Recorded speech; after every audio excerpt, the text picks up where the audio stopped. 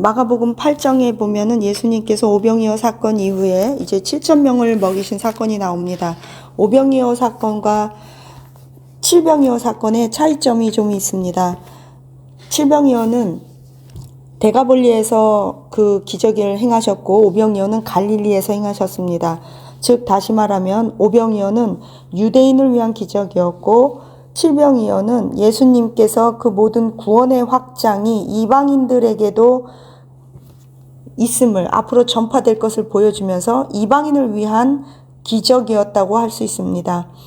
오병이어에서는 물고기 2마리와 빵 5개였는데 칠병이어에서는 물고기 몇 마리와 물고기 2마리가 아닙니다. 물고기 몇 마리와 빵 7개라고 말하고 있습니다. 그런데 우리는 그냥 어떻게 물고기 2마리라고 이렇게 우리가 칠병이어, 오병이어 이렇게 잘못 말해가지고 그렇게 알고 있는데 물고기 몇 마리예요. 그러니까 칠병이어가 아니라는 거죠. 제가 이게 성경을 자세히 보니까 8장 7절에 이렇게 말해요. 또 작은 생선 2마리가 있는지라. 그러니까 2마리가 아니라 2마리, 몇 마리가 있었다는 거예요. 우리 칠병이어라고 알고 있었던 것을 우리 좀 교정했으면 좋겠습니다. 그리고 또 하나는 오병이어에서는 남자만 5,000명, 약 어린아이 여자 합쳐면 15,000에서 20,000명을 먹였고 우리 흔히 말하는 이 데가볼리에서 물고기 몇 마리와 빵 7개를 먹인 이 기적은 남자들만 4,000명, 어린아이 여자 합치면 10,000에서 15,000명 정도를 먹였습니다. 그런데 이것에 더 큰 차이가 있어요. 오병이어에서는 12바구니를 남겼고 이것은 유대인을 위한 기적으로서 유대 지파, 12지파를 상징하는 완전 숫자입니다. 그런데 이 데가볼리에서 일으켰던 그 물고기 몇 마리와 빵 7개를 가지고 한 것은 예수님이 그때 7바구니가 남았어요. 이것도 역시 이 완전 숫자로서 예수님의 그 구원의 계획이 이방인들을 포함한 완전한 그 계획의 확장이 있다는 것을 우리에게 알려줍니다. 데가볼리는 그 당시에 굉장히 사업과 군사 요충지였거든요. 이방인의 요충지라고 생각하면 되겠습니다.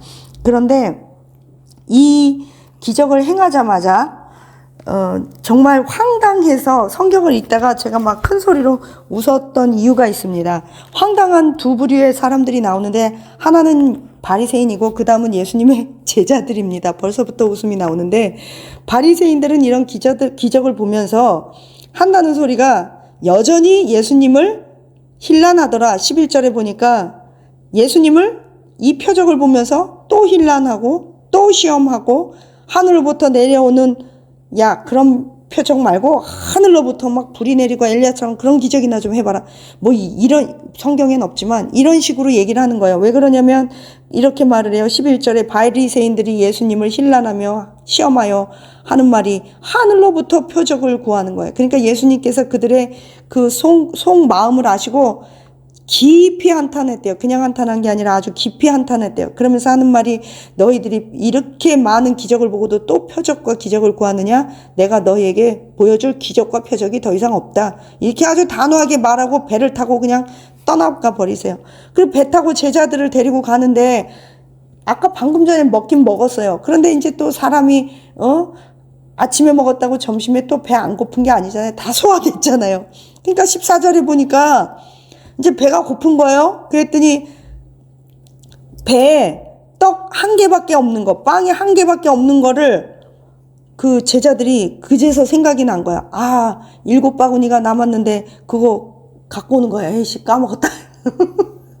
갑자기 우리 주변 사람들이 생각이 나요. 아이씨, 또 까먹었네. 덜렁덜렁덜렁 몸만 오는 거야, 그냥. 만약에 거기 제자들 중에 여자가 있었고, 특히 저 같은 여자가 있었다면 저는 빵 부스러기까지 아마 다 싸가지고 왔고 바구니가 없으면 제 옷을 벗어서 그 제자들 옷 좀 벗어보라 그래가지고 그것까지도 저는 한 부스러기라도 저 같으면 다 싸가지고 왔을 거예요. 저 같은 성격이면. 어쨌든 여자들은 그래요 주로. 근데 남자들은요 남은 음식 싸가지고 다니는 거 제일 싫어한대요. 그래가지고 맞아요? 네, 맞대요. 그래갖고 몸만 또 배부르니까 당장 덜렁덜렁 와서 아무 생각 없이 배 탔는데 배가 고프니까 또 떡이 없어요. 그러니까는 우리에게 떡이 없는데요. 그랬더니 15절에 예수님께서 또 뚱딴지 같은 말씀을 하세요. 너희들은 삼가 바리새인들의 누룩과 헤롯의 누룩을 조심해라 그래요. 아니 지금 빵이 없다고 그러는데 왜 갑자기 바리새인과 헤롯의 그 누룩 얘기를 하실까? 그러니까 16절에 또 이래요.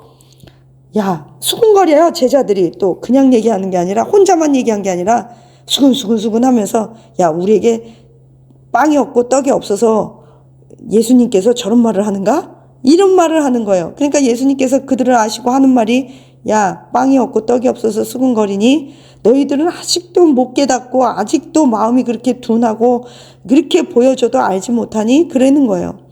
너희들은 어찌하여 귀가 있어도 듣지 못하고 또 빵 없는 것 같고 왜 걱정을 하니 왜 너희들은 또 기억을 못하니 내가 19절에 떡 5개로 5,000명 떼어줄 때 12바구니가 남은 거 니네들 기억 못하니?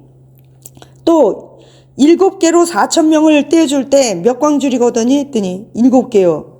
근데도 아직도 빵 없는 것만 갖고 니넨 걱정하니? 네, 그런 예수님께서 이 갑자기 바리새인과 헤롯의 누룩을 조심하라고 그런 거는 그 당시에 바리새인들은요 유대인 사회에서 가장 영향력이 있었던 종교 지도자 그룹이에요. 그 당시에 헤롯은 왕이에요. 그런데 이 종교 지도자 바리새인들은 율법을 소중히 여기면서 하나님의 말씀을 버려버려요. 그들은 전통을 중요시 여긴다는 거죠.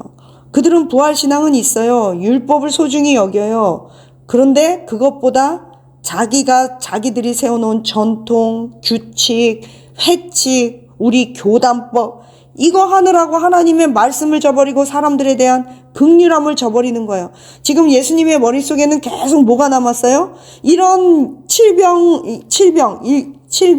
여러 7개의 떡으로 그리고 몇 개의 생선으로 여러 개의 생선으로 많은 사람들을 4,000명을 먹인 그 사건을 보고도 예수님은 힐난당하시고 비난당하시고 계속 그 공격해오는 그 사람들을 염두에 두셨어요. 그런데 이 사람들은 제자들은 그런 거는 아랑곳하지 않고 여전히 빵 얘기만 하는 거예요. 먹고 살 얘기. 그러면서 예수님은 말하는 거예요. 그 누룩이라는 건 뭐예요? 나쁜 영향력을 의미해요. 외식한다는 거예요. 겉과 속이 다르다는 거예요. 하나님의 말씀을 중히 여기지 않는다는 거예요. 그런데 예수님은 그것을 계속 강조하여 얘기하는 거예요. 너 아까 봤지? 기적 이후에 바리새인과 종교 지도자들과 헤롯 이런 사람들의 태도를 봤지? 이런 거 조심해라. 외식하면 큰일 난다. 예수님은요 늘 영적인 거를 이 기적을 통해서 영적인 걸 가르쳐주고 기적을 통해서 사인을 가르쳐줘요. 하나님의 나라와 예수 그리스도께서 이 땅에 오신 목적과 예수님의 하나님 되심과 이런 것들을 계속 보여주고자 하는데 여전히 제자들의 시선은 이 땅의 것, 배고픈 것, 12광주리, 7광주리 그런 것도 또 까먹어요. 까먹고 챙기지도 않고 그러면서 여전히 이 땅의 것을 구하는 하나는 외식하는 자, 하나는 아둔한 자, 권력 있는 자, 교활한 자, 또 그게 헤롯이죠. 또 바리새인들은 외식하면서 공격하면서 또 제자들은 예수님과 함께 다니고 예수님 편인 것 같지만 여전히 예수님의 말씀과 그 사역을 1도 이해 못하는 다시 말하면요 사악하거나 외식하거나 아둔한 모습이 그냥 보이는 거예요. 여러분 정말 이것만 잘 되면 하나님 잘 믿을 것 같지만 오늘 잘 믿지 않으면 환경하고 상관없어요. 오늘 잘 믿어야 돼요. 오늘 예수님 붙잡아야 돼요. 오늘 하나님 앞에 성경 구석구석 잘 봐야 돼요. 7병 2어가 아닙니다. 생선 2마리 영어로 보면 몇 마리의 생선이에요. 우리 대충 성경 읽고 우리 대충 예수님 믿고 그러다가 죽는 그 순간에 예수님 어떻게 하다 보니까 여기까지 왔어요. 나 이제 손 놓고 주님 앞에 서야 하는데 상급을 많이 준비 못했어요. 발 동동거리지 않는 저와 여러분 되시기를, 지혜로운 자, 천국을 소유한 자, 천국을 준비하는 자, 천국의 상급을 준비하고 멸관을 준비하는 가치 있고 의미 있는 인생 사시기를 예수님의 이름으로 축복합니다. 감사합니다.